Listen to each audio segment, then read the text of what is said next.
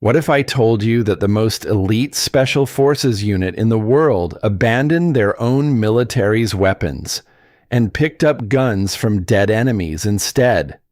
Not because they were desperate, not because they ran out of ammunition, but because a 50-year-old Soviet machine gun designed by the Cold War enemy outperformed every single piece of cutting-edge NATO technology that billions of dollars could buy.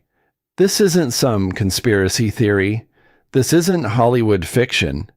This is the buried truth about the Australian SAS in Afghanistan, a story so controversial that military officials still refuse to talk about it publicly. American Navy SEALs watched in disbelief. British SAS operators couldn't understand what they were seeing, and Taliban commanders issued warnings to their fighters. Do not engage the bearded ones, because you cannot trust your own ears anymore. What happened in the mountains of Uruzgan province between 2005 and 2013 changed modern warfare forever. The weapon at the center of this story? The PKM, a crude, ugly, Soviet-era beast that shouldn't have stood a chance against modern technology. But here's what nobody wants you to know. It dominated. It destroyed. And it revealed a truth so uncomfortable that defense contractors tried to bury the evidence. Why did Australian operators throw away their issued weapons and risk court-martial to carry enemy guns? What did they discover that the engineers back home refused to believe? And why does this story connect directly to the darkest chapter in Australian military history, the allegations and investigations that tore the SASR apart? Stay with me, because what you're about to discover will shatter everything you thought you knew about modern military weapons, special operations tactics, and the terrifying price of battlefield effectiveness. The secrets buried in the Afghan dust are finally coming to light. And trust me, you need to hear this story from beginning to end. Hashtag the horrors of the PKM. Why the Australian SAS abandoned NATO weapons for this Soviet beast in Afghanistan. The American Special Forces operator couldn't believe what he was seeing through his night vision scope. 2007, deep in the Korang Valley, Uruzgan province. His SEAL team had been pinned down for 40 minutes by a coordinated Taliban ambush. The radio chatter was constant, frantic, professional. Commands echoed through encrypted channels. Fire missions called in. Medevac coordinates updated every 30 seconds. Then he heard it. A sound that made his blood freeze. Not because it was loud, but because it was wrong. The distinctive bark of a PKM machine gun tearing through the darkness from their own flank. Soviet, enemy. Except the rounds were ripping into Taliban positions with surgical precision. But what happened next would haunt him for years. The American swung his optic left and saw them. 4 bearded men in mismatched gear, moving through the rocks like feral cats. One of them was carrying a Soviet PKM fitted with American optics, a Frankenstein weapon that shouldn't exist. The machine gunner dropped to one knee, unleashed a 10-second burst that sounded exactly like the Taliban's own weapons, then vanished into the shadows before the enemy could triangulate his position. The SEAL keyed his radio. "Who the hell are those guys?" The response crackled back. "Australians. SASR. Don't worry about them. They do this all the time." That night changed everything the American thought he knew about modern warfare. Because while his team was following doctrine, using approved weapons, maintaining radio discipline, the Australians were running a completely different playbook, one written not in Pentagon briefing rooms, but in the blood and dust of the Hindu Kush mountains. Yet this wasn't the strangest part of the story. The weapon that made it possible was a 50-year-old Soviet machine gun that NATO had spent decades trying to improve upon. They failed. The story of how the Australian SAS came to abandon their own military's standard weapons for captured enemy hardware is one of brutal pragmatism, technological humility, and the kind of battlefield adaptation that only happens when lives depend on every ounce of weight and every single round fired. Welcome to the mountains of Afghanistan, where the rules of modern warfare were rewritten by men carrying weapons designed by their grandfathers' enemies. The year 2005 marked the beginning of Australia's deepest commitment to Operation Slipper, the forgotten cousin of America's Operation Enduring Freedom. While American forces dominated the media coverage, Australian SASR operators were being deployed into Uruzgan province, one of the most hostile regions in Afghanistan. This wasn't Kandahar or Kabul. This was the Hindu Kush, where mountains reached 3,000 meters into oxygen-thin air and valleys stretched for kilometers with almost no cover. The terrain was biblical in its harshness. Dust that felt like talcum powder clogged every mechanical system. Temperatures swung from 40 degrees Celsius during the day to below freezing at night. And the Taliban weren't just insurgents here, they were the local government, dug in for generations, knowing every rock and every trail. But nobody anticipated what the environment would do to their weapons. The SASR arrived equipped with standard NATO weapons. The F-89 Minimi, firing 5.56mm rounds, was the standard light machine gun. Reliable, accurate, beloved by conventional forces. But within weeks, the operators knew they had a catastrophic problem. The Minimi couldn't reach far enough and couldn't hit hard enough. In the wide-open valleys of Uruzgan, engagements regularly happened at 300 to 800 meters. The 5.56 round simply didn't have the energy to suppress targets at those distances, especially against enemies firing from fortified positions. The alternative was the M240, known to Australians as the Maximi. This beast fired the 7.62mm NATO round, had excellent range, and could tear through mud brick walls like paper. Perfect, right? Wrong. Dead wrong. The M240 weighed nearly 12 kilograms fully loaded. In flat terrain, manageable. At high altitude, during patrols that lasted 7 to 14 days, carrying that weight was physically destroying the operators. One SASR sergeant later described it bluntly in a leaked after-action report. By day 3 at altitude, your legs are screaming. By day 5, you're rationing water because you can't carry enough. By day 7, you're hallucinating from exhaustion. And then you hit contact and you need to run uphill with that 12-kilo anchor around your neck. Something had to give, but what gave wasn't what anyone expected. The solution wasn't developed in a laboratory or engineered by defense contractors. It was lying in the dirt, discarded by dead Taliban fighters. The PKM machine gun, Soviet-designed in the 1960s, standard issue for every insurgent group from Vietnam to Chechnya to Afghanistan. Crude, old, built by the enemy, and absolutely perfect. The first SASR operator to seriously field test a captured PKM did so out of pure desperation during a patrol in 2006. His M240 had jammed twice in one engagement due to the fine Afghan dust. He grabbed a PKM from an eliminated Taliban position, cleared it, loaded it with the enemy's own ammunition belt, and kept fighting.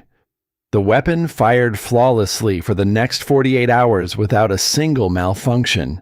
When he returned to base, he didn't turn the weapon in. He kept it, and he started modifying it. This was just the beginning of something far more radical. The technical brilliance of the PKM isn't immediately obvious. It looks crude, agricultural even. The stamped metal receiver, the chunky wooden furniture, the exposed gas tube. It screams Soviet utility over American precision, but that crudeness is exactly why it worked where NATO weapons failed. The PKM was designed with massive tolerances, intentional gaps in the mechanical system that allowed dirt, sand, and moisture to pass through without binding the action. In the ultrafine dust of Afghanistan, which infiltrated every sealed system, this loose design was revolutionary. The weight difference was even more dramatic. A loaded PKM weighed approximately 7.5 kilograms. The M240 weighed nearly 12 kilograms. That 4.5 kilo difference might not sound like much in a gym, but at 3,000 meters elevation during a 6-day patrol, it was the difference between operational effectiveness and total physical breakdown. The SASR operators weren't stupid. They knew their own weapons were supposedly superior, but they also knew that superiority meant nothing if you were too exhausted to aim or if your weapon was jammed full of dust when you needed it most. And then the real transformation began. Within months, word spread through the SASR community like wildfire. Operators began actively seeking out PKMs during raids, not just taking them as trophies, but combat testing them, comparing performance, documenting reliability.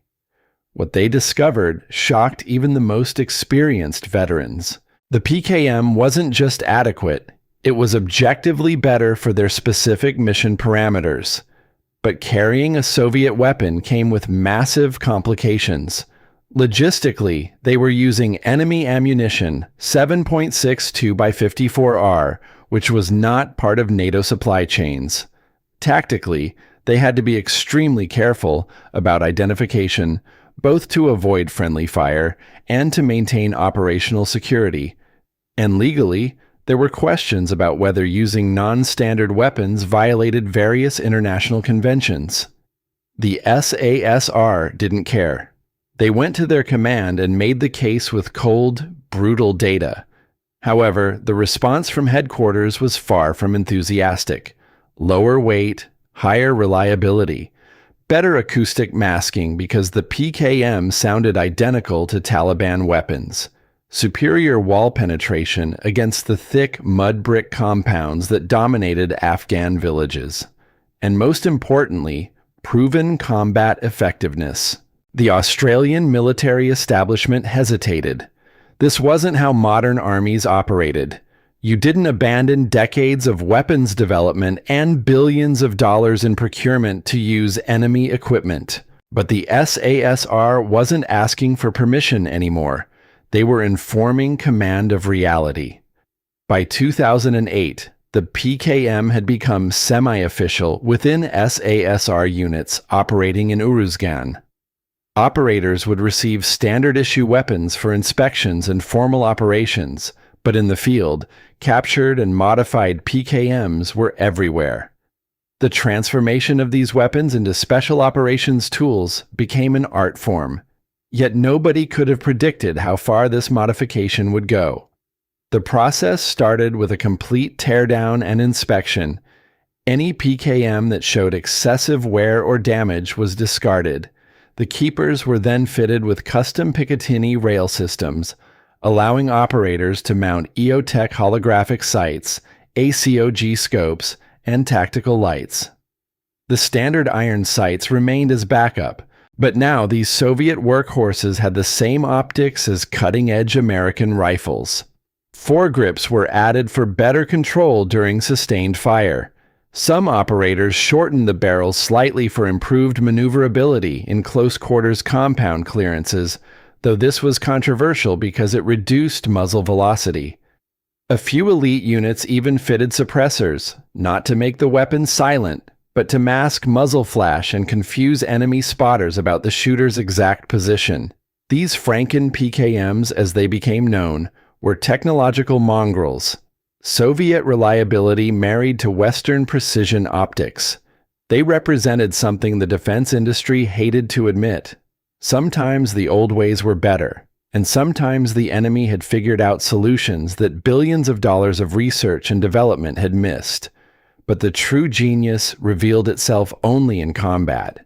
The battlefield results were undeniable. During the Battle of Korah in 2007, SASR operators using PKMs provided sustained suppressive fire that allowed pinned-down Dutch and Australian conventional forces to extract under contact. The weapons fired continuously for over an hour in extreme heat without a single jam, something the M240s in the same battle struggled to match. One American observer, a Delta Force operator embedded with the SASR for cross-training, filed a report that later leaked to defense journals. He wrote, "I have never seen a light machine gun perform like this in these conditions. The PKM does not care about dust, heat, altitude, or abuse. You can drag it through a river, pack it with mud, and it will still fire." Our weapons are more accurate on a range, but their weapon is more reliable in hell. That report caused an earthquake in military procurement circles. What it revealed was far more disturbing than anyone anticipated. If the Australians were right, it meant that decades of NATO weapons development had prioritized the wrong attributes: precision over reliability, weight of fire over weight of equipment, laboratory performance over field performance. The defense contractors had built weapons for the wars they imagined, not the wars being fought. But the true tactical genius of the PKM went beyond mere technical specifications. It was acoustic deception. In the chaos of a firefight, sound was everything. Taliban fighters were intimately familiar with the bark of their own PKMs. When SASR operators opened fire with captured weapons, the insurgents couldn't immediately identify where the threat was coming from. Was it friendly fire? Was it another Taliban group flanking them? The split-second confusion was often fatal. American forces, by contrast, had distinctive weapon signatures. The sharp crack of an M4, the heavy thump of an M240, the bark of an M249 SAW. Experienced Taliban fighters could identify NATO forces by sound alone and adjust tactics accordingly. The SASR's use of PKMs erased that advantage completely. They could sound like the enemy while fighting like Western Special Operations Forces. Wall penetration was another critical factor. Afghan compounds were built from thick mud bricks, sometimes reinforced with stones. These structures could absorb dozens of 5.56 millimeter rounds without catastrophic structural failure. Even 7.62 NATO rounds sometimes struggled. But the 7.62 by 54R round fired by the PKM was a genuine powerhouse, with higher muzzle energy than its NATO equivalent. It punched through compound walls with horrifying efficiency. During one operation in Tarankot, an SASR patrol was ambushed from a fortified compound. Rather than call in air support and wait, the team's PKM gunner simply walked his fire across the compound wall, stitching holes large enough to see through. The Taliban fighters inside, believing themselves safe behind thick barriers, were eliminated without the SASR team having to breach the entrance. The entire engagement lasted less than 3 minutes. This kind of aggressive, direct-fire dominance became a hallmark of SASR operations. But then something darker emerged from the shadows. The use of enemy weapons created plausible deniability.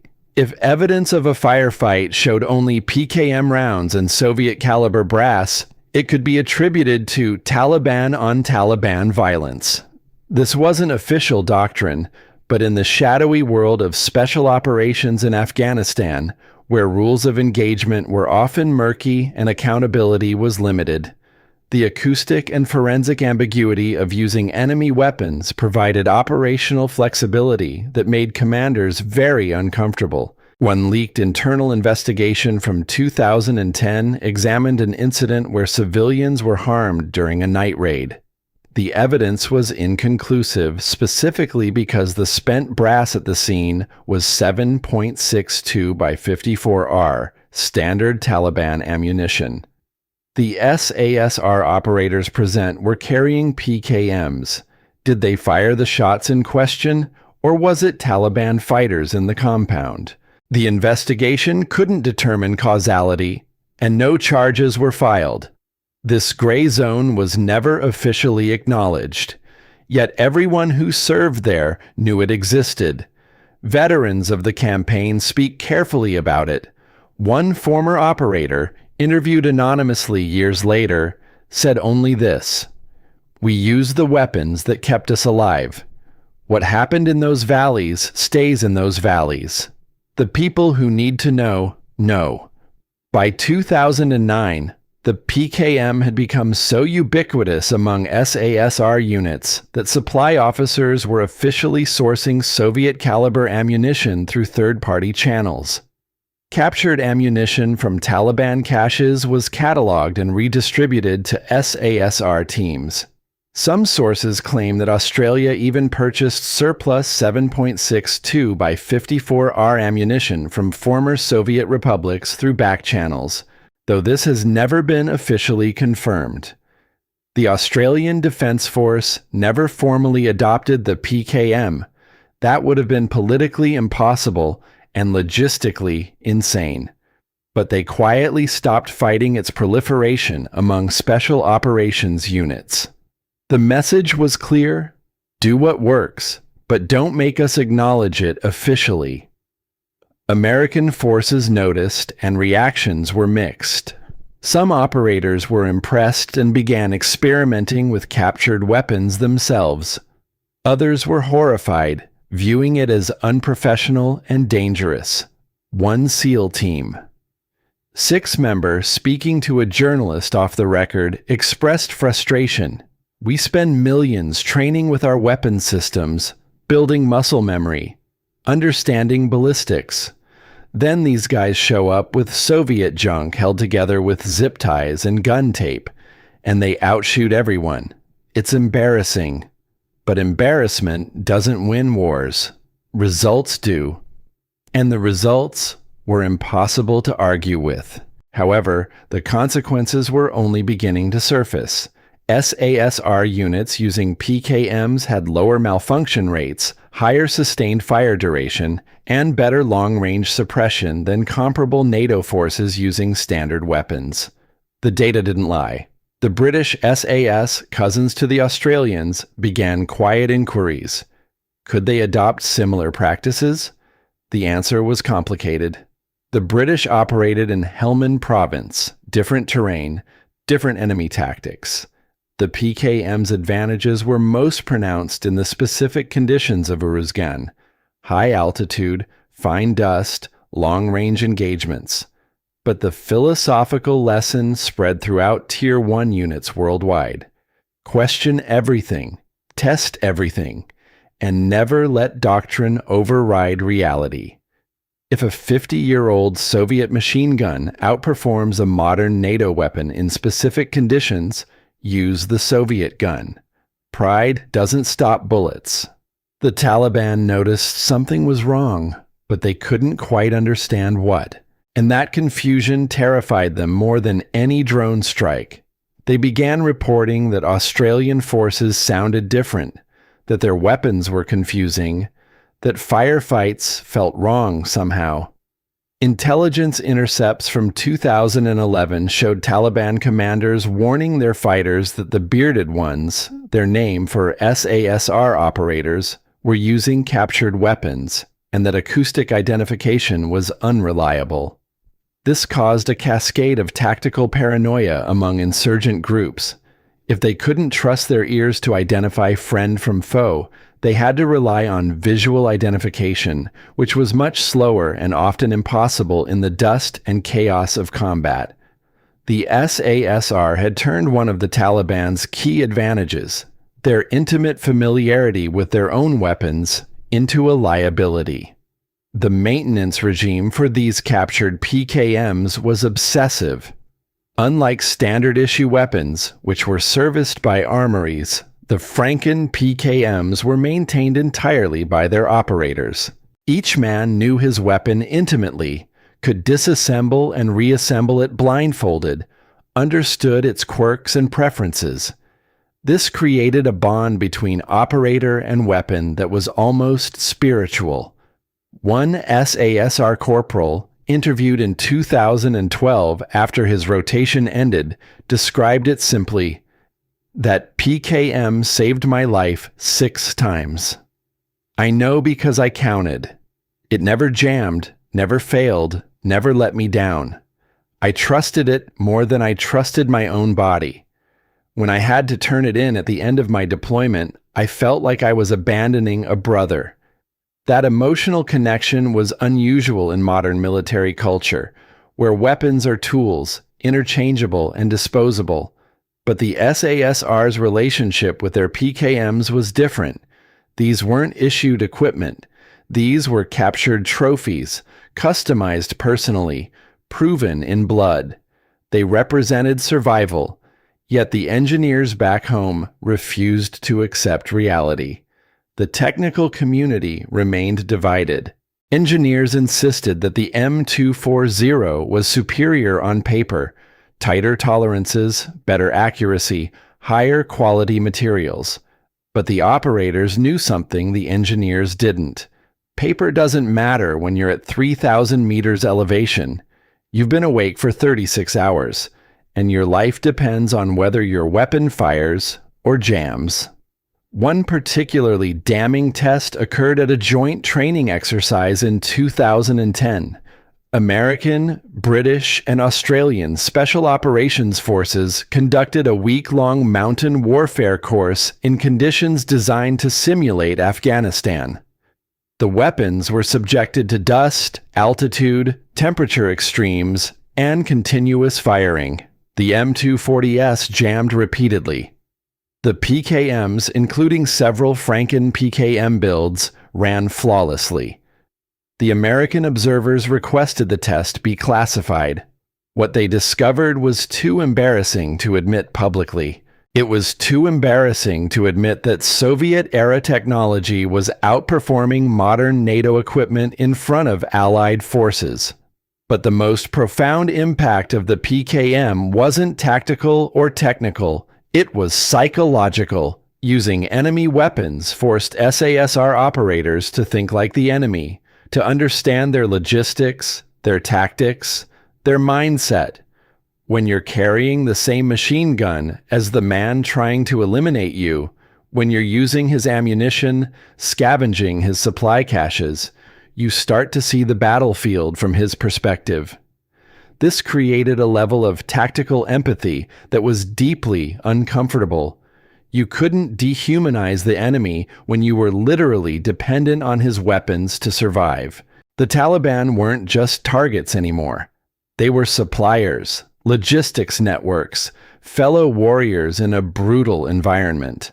One SASR officer, speaking at a closed-door military conference in 2013, said something that horrified his audience. His words would haunt military ethics discussions for years. "We became like them, not morally, but operationally. We moved like them, we looked like them, we sounded like them. And in doing so, we understood them. That understanding made us more effective and more dangerous." The psychological toll of this transformation was immense. Operators who spent multiple rotations in Uruzgan came back changed. They had hollow eyes, spoke in clipped sentences, carried themselves with a feral wariness that made conventional soldiers uncomfortable. They had lived in the gray zone for so long that they struggled to return to the black and white world of normal military culture. The divorce rates were catastrophic. Substance abuse rates were higher than any other unit in the Australian military. And the number of operators who took their own lives, though officially classified, was rumored to be absolutely devastating. These men had gone into the mountains carrying the enemy's weapons and had returned carrying the enemy's demons. But the darkest chapter was yet to be written. The official investigations began in 2016, years after most SASR units had rotated out of Afghanistan. Allegations of unlawful conduct, executions, systematic violations of the rules of war. The Brereton report, released in 2020, was damning.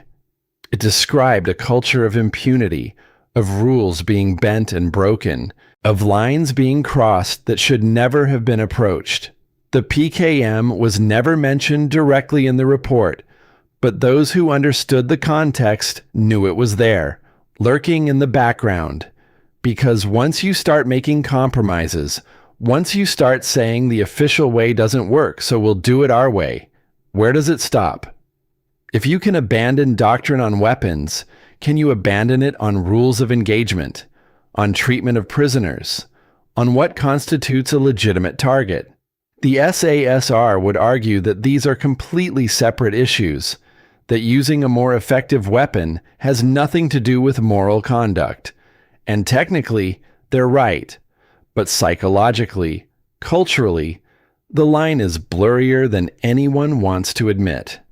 When you teach men to question everything, to trust their instincts over orders, to prioritize results over process, you create warriors who are incredibly effective and incredibly dangerous. The legacy of the PKM in Australian service is complex and uncomfortable. On one hand, it represents brilliant battlefield adaptation, the kind of practical innovation that saves lives and wins wars.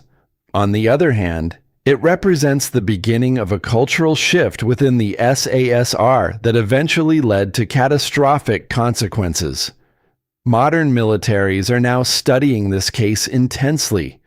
The question isn't just about weapons, it's about doctrine itself. How much freedom should elite units have to deviate from standard practices? When does innovation become insubordination? When does pragmatism become lawlessness? The United States Marine Corps conducted a classified study in 2018 examining whether to officially adopt captured weapons in certain scenarios. The conclusion was stark and unambiguous. The tactical benefits are undeniable. The cultural risks are unacceptable. We cannot open that door. But that door had already been opened in the mountains of Afghanistan. And what walked through it changed how we think about modern warfare forever. The Australian SASR proved that sometimes the best weapon isn't the newest or the most expensive or the most technologically advanced. Sometimes the best weapon is the one that works, period. Today, PKMs sit in storage at Australian military facilities, catalogued as training aids and historical artifacts. A few remain in service with special operations units, though officially they're described as captured enemy equipment used for familiarization training. The truth is more complicated. Some of those weapons have histories that would shock the public. Some of them have stories that will never be officially told. The operators who carried them are scattered now. Some retired, some medically discharged, some gone forever by their own hand. They carry scars that aren't visible and memories that won't fade. And if you ask them, quietly, privately, about those Soviet machine guns, they'll get a distant look in their eyes. They'll tell you about the weight, or lack thereof, about the sound, identical to the enemy, about the reliability, never questioned, never doubted. They'll tell you that in the worst moments of their lives, when everything was falling apart and the end was seconds away, that crude Soviet weapon never let them down. And then they'll tell you something else. Something darker. They'll tell you that once you cross certain lines, once you become comfortable in the gray zone, you can never fully come back. The PKM wasn't just a weapon. It was a symbol of pragmatism over principle, of results over rules, of survival over everything else. The Taliban feared the bearded ones more than they feared drone strikes or Apache helicopters. But the reason why was more terrifying than anyone imagined, because those were impersonal, mechanical threats. The SASR operators carrying PKMs were something else entirely. They were warriors who had adopted enemy weapons, enemy tactics, enemy ruthlessness. They had become mirror images, dark reflections, predators who hunted in the same mountains and spoke the same language of violence. One Taliban commander, captured in 2012, was interrogated about why his group had abandoned certain valleys. His answer, translated from Pashto, was chilling. The bearded ones are there. They have our weapons. They sound like us. We cannot fight ghosts who end lives with our own bullets. That's the ultimate legacy of the PKM in Australian service. Not technical superiority or logistical innovation, but psychological warfare at its most primal level. The enemy couldn't trust his own ears, couldn't trust his own weapons, couldn't trust that the sounds of battle meant what he thought they meant. The SASR had weaponized confusion itself. The defense industry hated this entire saga, and they had every reason to be furious. Billions of dollars spent developing lightweight machine guns, advanced materials, computerized fire control systems, and it all got beaten by a 50-year-old design built from stamped steel and wood. The FN Herstal Company, manufacturer of the M240, issued quiet rebuttals through industry channels, arguing that the Australian experience was anecdotal and didn't account for various factors. They were right, technically, but they were also missing the point. War isn't about technical specifications, it's about ending the threat before it ends you. And in the mountains of Afghanistan between 2005 and 2013, the weapon that best accomplished that mission was a Soviet machine gun designed by Mikhail Kalashnikov's engineers in the 1960s. The irony is almost poetic. The Cold War enemy's weapon, captured and repurposed, became the tool that defined a generation of Australian special operations warfare. If the ghosts of Soviet engineers could see their creation, customized with American optics and carried by Western warriors in a conflict against Islamic extremism, what would they think? Probably exactly what the SASR operators thought. It doesn't matter who designed it or why. It only matters that it works. But the final chapter of this story proved to be the most disturbing. The final twist in this story emerged in 2021, after the American withdrawal from Afghanistan. Taliban fighters, now controlling the country again, found abandoned caches of weapons left behind during the evacuation. Among them were several dozen modified PKMs, clearly not standard Taliban equipment. The customization was too sophisticated, the optics too advanced. Intelligence analysts studying photos of these weapons confirmed what everyone already suspected. They were Franken PKMs, SASR builds, left behind or lost during the long years of conflict. The enemy's weapons, captured and transformed, had now returned to the enemy's hands. The circle was complete. One Australian veteran, seeing photos of Taliban fighters holding his unit's old PKMs, posted a single sentence on a closed military forum. "Those guns have seen more combat than most soldiers will ever experience. Treat them with respect." That comment was deleted within hours, but it captured something profound. Yet the message had already spread throughout the veteran community. The PKM had transcended its origins as mere equipment. It had become a symbol of a specific time, a specific place, and a specific kind of warfare that nobody wants to talk about, but everybody knows happened. The Australian government will never officially acknowledge the extent of PKM use among SASR units. It would raise too many questions, invite too many investigations, expose too many uncomfortable truths. But in the veteran community, in the quiet conversations between men who were there, the story is told and retold. They talk about the weight saved, the jamming prevented, the lives extended. They talk about the sound of that weapon firing in anger, identical to the enemy's guns, creating confusion and fear. They talk about carrying it through valleys and over mountains, through dust storms and firefights, until it became an extension of their own bodies. And they talk about the cost, because nothing in warfare is ever free. The practical advantages of the PKM came packaged with cultural shifts that eventually contributed to one of the darkest chapters in Australian military history. The question that haunts military ethicists is simple and unanswerable. Was it worth it? Ask the operators who came home alive, and they'll say yes without hesitation.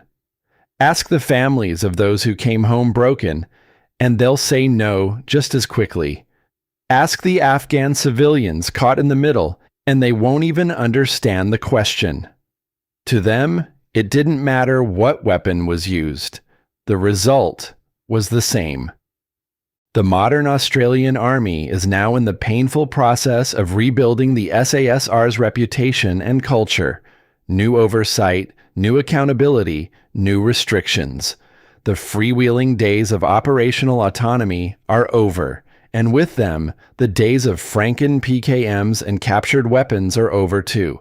Future SASR operators will use standard issue equipment, undergo standard training, follow standard procedures. They'll be more accountable, more transparent, more conventional.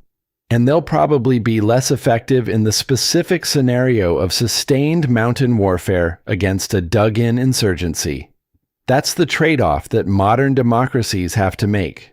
Do you want warriors who win at any cost, or warriors who win while following the rules? You can't have both. The SASR in Afghanistan chose the former.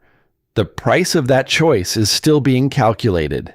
The PKM sits at the center of this moral maze. A weapon.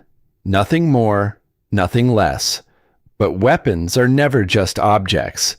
They're symbols of the decisions we make, the compromises we accept, the lines we're willing to cross.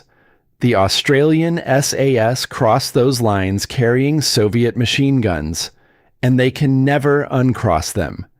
The legacy will echo for generations. In defense academies and ethics courses, in classified briefings, and veterans' nightmares. The weapon that saved lives also marked the beginning of something far darker. And that contradiction, that terrible duality, is what makes this story impossible to forget and impossible to fully understand. The PKM became more than a tool of war. It became a mirror reflecting everything we're willing to sacrifice in the name of survival.